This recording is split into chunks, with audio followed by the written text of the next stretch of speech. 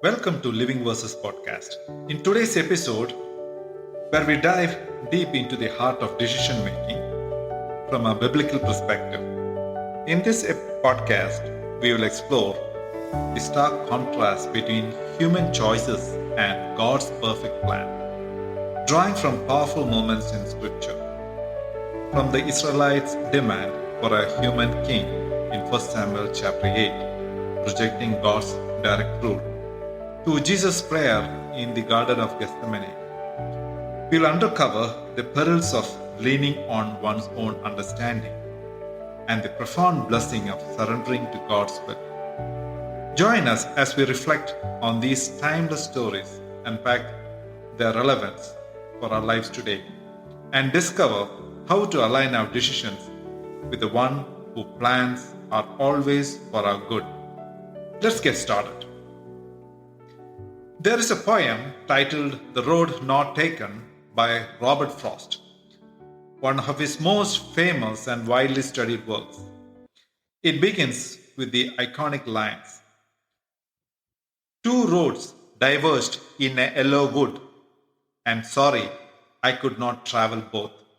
This poem explores the theme of choices and their consequences. The speaker stands at a fork in a forest path, contemplating which road to take, symbolizing a life decision. Ultimately, he chooses the less traveled one, which has made all the difference. Decisions are a vital part of life, shaped by major factors and often leading to life changing outcomes. But for a child of God, decisions are made through prayer, seeking wisdom from Scripture, and trusting in God's guidance above all else. In 1 Samuel chapter 8, verses 4 to 5, the elders of Israel approached Prophet Samuel with a bold request. They wanted a human king to rule over them. At this point in Israel's history, God has been the king, leading them through judges and prophets like Samuel, but the people were dissatisfied. They pointed to Samuel's old age and the corrupt behavior of his sons, who didn't follow his righteous ways, as reason for needing a change. More than that, they looked at the nations around them, countries with visible, powerful kings, and decided that they wanted the same. This demand wasn't just about leadership, it was a rejection of God's direct rule. By asking for a king such as all the other nations have, the Israelites were turning away from their unique theocratic system where God Himself guided them and choosing instead a conventional earthly monarchy. Their request showed a desire for a tangible human authority they could see and touch. Rather than trusting in God's unseen kingship, this shift marked a significant moment in Israel's history as they traded divine governance for a system that mirrored the world around them, a decision that would bring both challenges and consequences. In 1 Samuel chapter 8, in verses 7 to 9, God addresses the prophet Samuel after the elders of Israel demand a human king to govern them, wanting to be like the surrounding nations.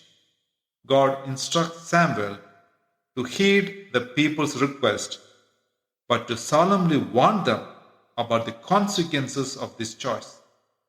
He explains that their demand for a king is not a rejection of Samuel's leadership, but a rejection of God Himself as their true king. God points out that this behavior fits a long standing pattern. Ever since He delivered them from Egypt, the Israelites have repeatedly forsaken Him and turned to other gods. Despite the rejection, God tells Samuel to proceed with their request, ensuring they understand what a human king will demand, essentially, the freedom, resources, and loyalty. When God says in the words, "They have rejected me from being king over them," his words reveal a complex mix of emotions. The phrase "rejected me" suggests that God feels dismissed by the people he has led and protected. Their desire for a human king implies a lack of trust in his divine rule, which likely disappointed him after all he has done for them. God references their history of forsaking him and serving other gods, indicating a sense of betrayal. This repetition of unfaithfulness might frustrate him, as it shows the Israelites' failure to learn from their past. Despite this rejection, God's response is not anger or punishment, but a patient instruction to warn them while honoring their free will. This reflects a loving sorrow. He grieves their choice but remains committed to guiding them, even indirectly through a king. In essence, God is feeling a sorrow over being cast aside with a steadfast willingness to let people choose, tempered by a desire to protect them through warnings.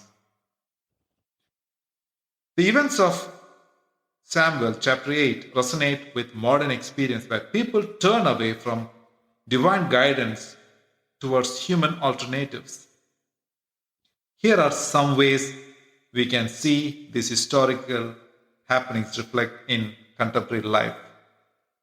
Much like the Israelites who wanted a king to emulate other nations, people today often place excessive faith in human leaders or political systems, sometimes sidelining spiritual or ethical values. This can lead to disappointment or oppression when those leaders prioritize power over the common good, echoing God's warning about a king who would take their resources and freedom. Individuals might reject God's guidance by chasing immediate gratification, such as material wealth or fleeting pleasures, over spiritual fulfillment. These consequences, like a loss of peace or purpose, parallel the burdens the Israelites faced under human kingship. Society frequently embraces trends or ideologies promising progress or security while drifting from the faith based principles. This mirrors Israel's desire to conform to neighboring culture, often resulting in a collective sense of emptiness or regret when those promises fall short. In each scenario, the pattern is similar. Rejecting God's direct influence for human solutions can lead to outcome God cautioned against: loss of autonomy, resources, or joy. Yet, just as He showed patience with Israel, God offers grace and opportunity for reflection in our lives today, inviting us to reconsider where we place our trust. This passage challenges us to examine our own choices, both individually and collectively, and weigh the long term implications of seeking human answers over divine wisdom. Human decisions often differ significantly from God's due to our limited understanding, sinful nature, and tendencies to prioritize immediate desires over eternal truth. In contrast, God's decisions are rooted in His perfect wisdom, love, and foresight, always aiming for our ultimate good and His glory. When we choose to follow our own plans instead of God's, we risk facing consequences that can lead to spiritual, emotional, and even physical harm. The Bible provides clear examples of both perils of relying on our own plans and blessings of trusting God in guidance. The main difference between human and divine decision making: in human decision making, we often make choices based on what we see, feel, or understand in the moment. Our decisions are influenced by emotions, societal pressures, and personal ambitions. Proverbs chapter 14, verse 12 warns, "There is a way that seems right to a man, but it ends in the way to death." This reflects our tendency to misjudge situation due to our finite perspective and susceptibility in sin. God sees the full picture, past, present, and future. His plans are perfect, motivated by His love and desire for our ultimate good. In Isaiah chapter 55, verses 8 to 9 declares, "For my thoughts are not your thoughts, neither are your ways my ways, declares the Lord. For as the heavens are high than the earth, so are my ways higher than your ways, and my thoughts than your thoughts." God's decision aligns with His eternal purpose and even seem counterintuitive to us. An incident in Jesus' life clearly tells about trusting God's will. The Gethsemane prayer is a deeply significant moment in the Bible where Jesus prays in the Garden of Gethsemane just before his arrest and crucifixion. This event, recorded in the Gospels of Matthew, Mark, and Luke, reveals Jesus' obedience and surrender to God's will in the face of immense suffering. After the Last Supper, Jesus and his disciples went to the Garden of Gethsemane, an olive grove outside Jerusalem. Jesus knew that his betrayal by Judas, arrest, and crucifixion were imminent. Overwhelmed with emotions, he told his disciple, "My soul is overwhelmed with sorrow to the point of death." Matthew chapter 26, verse 38. He then stepped away to pray alone, wrestling with the weight of what was about to happen. In this prayer, Jesus says, "Father, if you are willing, take this cup from me. Yet not my will, but yours be done." Luke chapter 22, verse 42. Take this cup from me means the cup symbolizes the suffering, torture, and death Jesus was about to endure. He was asking God if there was any other way to fulfill the plan of redemption without going through this agony. Yet, not my will, but yours be done. Despite his desire to avoid pain, Jesus submitted to God's purpose. This surrender highlights his trust and obedience, even under extreme pressure. The Gethsemane prayer is powerful for several reasons. By choosing God's will over his own, Jesus demonstrated complete trust in God's plan, setting the stage for the crucifixion and humanity's redemption. This prayer is an example for believers, showing how to be honest with God about our fears and desire while ultimately submitting to his wisdom. This moment marks a turning point. Jesus' acceptance of the cup leads to his sacrificial death and ultimately the resurrection, fulfilling God's purpose. The Israelites rejected God's direct rule and demanded a human king to be like the surrounding nations. The consequence of it, God warned them of the burdens a king would bring: taxes, forced labor, and oppression.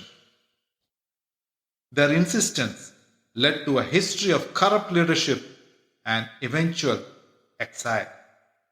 The peril of working with our own plan instead of God's are evident.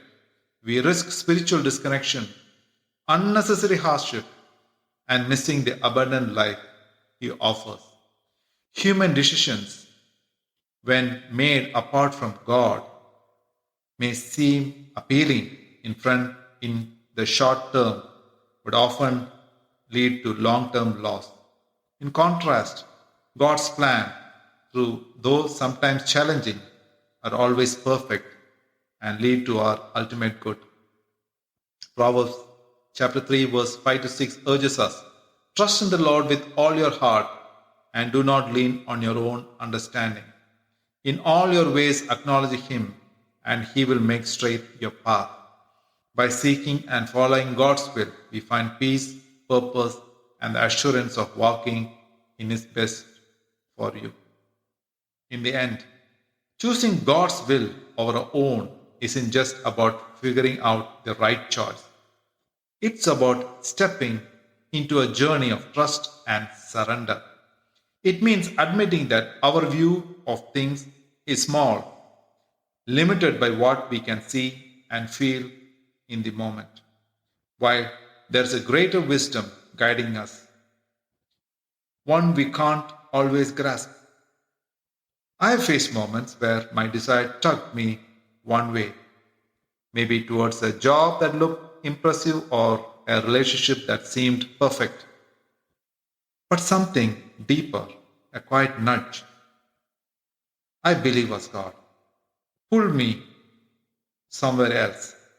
Letting go of our plans takes courage.